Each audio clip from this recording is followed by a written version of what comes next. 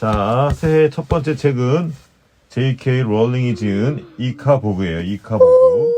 해리포터를 지은 코르누코피아 왕국의 이야기인가봐. 코르누코피아 왕국의 이야기. 비밀의 방 아스카반의 죄수.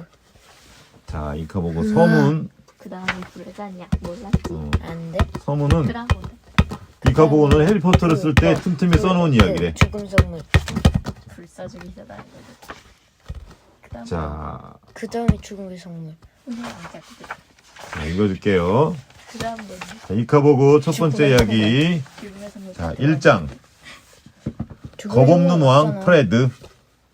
옛날 수세기에 걸쳐 금발의 왕족이 대대로 다스려온 코르누코피아라는 작은 나라가 있었다. 그 중에 겁없는 왕 프레드가 다스리던 시기의 이야기를 들려주려 한다. 그가 대관식 날 아침에 자신을 겁없는 왕이라 칭한 까닭은 단지 이 별명이 프레드라는 이름과 잘 어울리기 때문만은 아니었다. 이름이 사실 그거랑 그는- 잘 어울려요? 몰라. 사실 그는 혼자서 말벌 한 마리 때려잡은 적이 있었다. 한 마리를. 단 하인 5명과 시종 아이가 거들어준 것을 살짝 눈 감아준다면 말이다. 겁없는 왕 프레드는 왕위에 오를 때부터 큰 인기를 누렸다. 사랑스러운 노란 곱슬머리와 멋들어지게 꼬부라진 코스염, 당대의 부유한 남자들이 즐겨 입었던 몸에 꽉 끼는 반바지와 벨벳 윗도리, 주름 장식의 셔츠가 반바지는- 너무도 잘 어울렸다. 잘 어울려. 그를 보는 사람마다 너그러운 왕이라 칭송하며 환하게 웃는 얼굴로 손을 흔들어 주었다. 뿐만 아니라 그를 아주 멋지게 그린 초성화들이 왕국 전역에 배포되어 각 도시의 시청과 마을 회관에 걸렸다. 코르누코피아 사람들은 새 왕에게 무척 만족했고, 많은 이들은 당시에는 아무도 입 밖에 내지 않았지만 많은 이들은 이가 들쭉날쭉했던 그의 아버지 의로운 왕 리처드보다 새 왕이 나라를 더 잘 리처드? 더 잘 리처드는 다스릴 거라고 실제로 믿었다. 있던 사람이지. 이름이 똑같은 거지. 프레드 왕은 코르누코피아를 통치하기가 그리 어렵지 않다는 것을 깨닫고 내심 마음을 놓았다. 코르누코피아는 절로 돌아가는 듯했다. 거의 모든 이들이 풍족하게 먹고 있었고 상인들은 큰 돈을 벌었으며 아주 작은 문제라도 벌어지면 왕의 고문들이 모조리 해결해 주었다. 프레드는 그저 마차를 타고 나아갈 때마다 백성들에게 환한 미소를 보여주고 절친한 두 친구인 스피틀워트경, 플래툰경과 함께 일주일에 5차례 사냥을 즐기기만 하면 되었다. 오호. 스피틀워스와 플래툰도 시골에 큰 영지를 소유하고 있었지만 왕과 함께 궁전에서 지냈다. 왕의 음식을 먹고 왕의 사냥터에서 사냥을 하면 더 재미있는 데다가 돈도 아낄 수 있었기 때문이다. 그래서 그들은 왕이 궁전의 아름다운 여인들에게 마음을 빼앗기는 것을 막으려고 했었다. 왕비가 생기면 그런 재미있는 삶을 누릴 수 없게 될까봐 프레드가 결혼하지 않기를 바랐던 것이다. 한동안 프레드는 에슬란다 아가씨를 흠모하는 듯했다. 프레디가 금발의 미남이라면 에슬란다 아가씨는 짙은색 머리칼의 아름다운 여인이었다. 그러나 스피틀워스는 에슬란다가 너무 진지한 데다가 책벌레인 탓에 백성들이 왕비감으로 좋아하지 않을 거라며 프레디의 마음을 돌렸다. 프레디는 몰랐지만 사실 스피틀워스는 에슬란다에게 원한을 품고 있었다. 예전에 그녀에게 청혼을 했다가 누구였죠? 여자 예쁜 여자 프레드가? 에슬란다가 여자라고. 프레드가 좋아하는 여자. 프레드가 누구한테 누가 그 사람한테? 스피틀워스 그 왕의 그 영주 친구 같이 사냥하는 사람 두 사람이 있는데 하나는 스피틀워스랑 하나는 플래툰이야. 그 중에 스피틀워스가 에슬란다에게 원한을 품고 있었대. 예전에 그녀에게 청혼했다가 거절당한 탓이었다. 스피틀워스 경은 몸이 깡 말랐지만 교활하고 영리했다. 그의 친구 플래툰이 아니고 플래툰이네. 플래툰은 혈색이 좋은 얼굴에 덩치가 어찌나 우람한지 커다란 젓갈살 말에 올라타려면 장적 6명이 들어올려야 했다. 플래툰은 스피틀워스만큼 영리하진 않았지만 그래도 왕보다는 훨씬 더 예리하고 날카로운 사람이었다. 아첨에 뛰어난 두 귀족은 말타기든 원반 튕기기 놀이든 프레드가 하는 모든 일에 대해서 어쩜 그리 잘하냐며 늘 감탄하는 신용을 했다. 스피틀워스는 왕을 설득해 자기가 좋아하는 일을 하도록 끌어들이는 재주가 있는가 하면 플래프는 왕이 그 둘을 세상에서 가장 충성스러운 백성이라고 믿게 만드는 재주가 있었다. 프레드 왕은 스피틀러스와 플래푼을 아주 좋은 친구로 여겼다.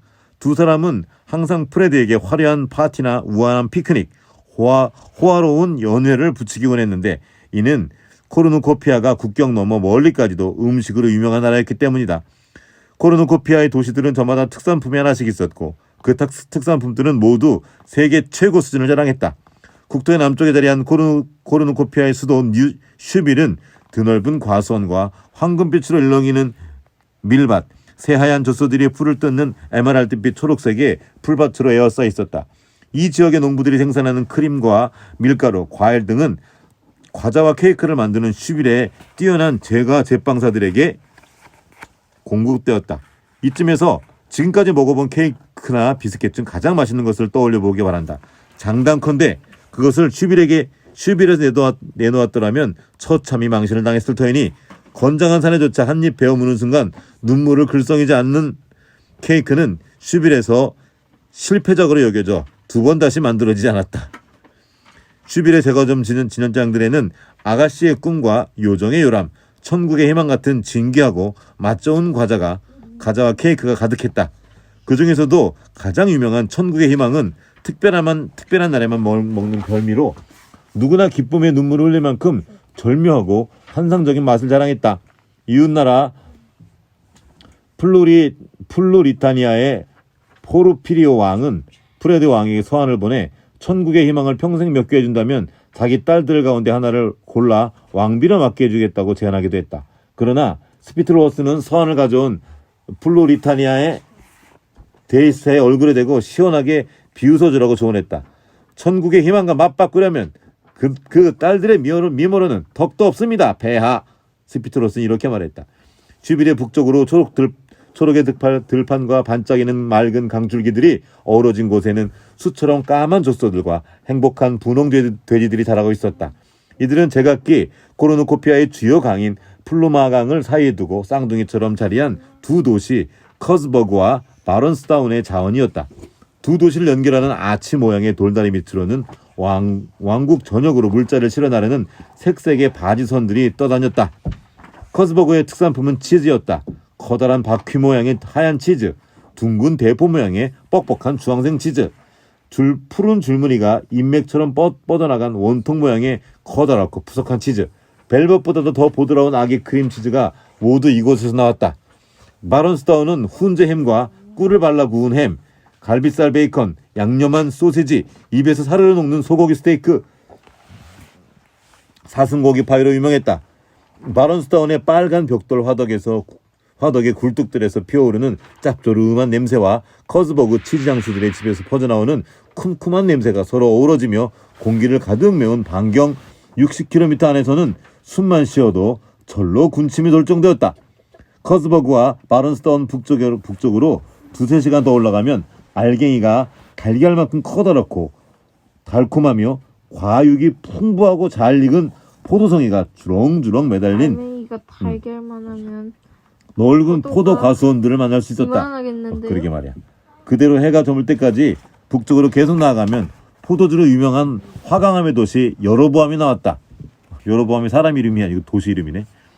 여로보암에서는 거리를 걸어다니기만 해도 그 공기에 알딸딸하게 취한다는 말이 있을 정도였다. 최고의 포도주는 수천 년에 걸쳐 대대손손 그 말을 쥐어주는 터. 여로보암의 포도주 상인들은 왕국에서 제일 가는 부자야들에 속했다.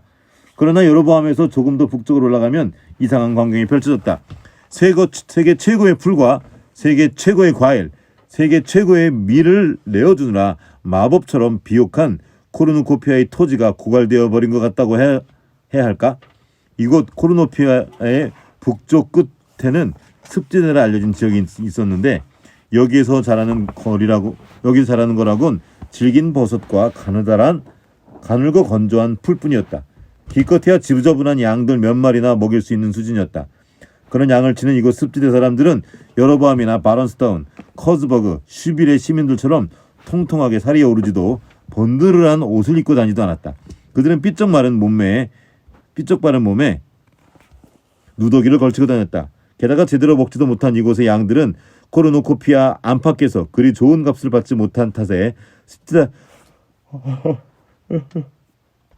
습지대 사람들은 코르누코피아산 포도주나 치즈, 소고기, 케이크 등의 진미를 평생 먹어볼 수 없었다.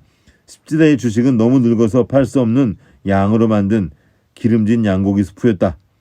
코르노피아의 다른 지역 사람들은 습지대 사람들의 무례하고 지저분하며 성질이 나쁜 이상한 사람들이라고 여겼다. 목소리는 왜 그렇게 거친지 목이 쉰 늙은 양 같은 그 소리를 코르누코피아 다른 지역의 사람들이 흉내내곤 했다. 그들의 거친 행동과 무지함은 농담거리가 되기 일쑤였다. 코르누코피아의 다른 지역 사람들은 이곳 습지대를 그저 이카보구의 전설이 탄생한 곳으로 알고 있을 뿐이었다. 자, 내일 이 이카보구 이야기를 내일부터 본격적으로 들어보도록 하겠습니다. 이 습지대에서 뭔가 이런 일이 있을 것 같아. 자, 오늘 여기까지.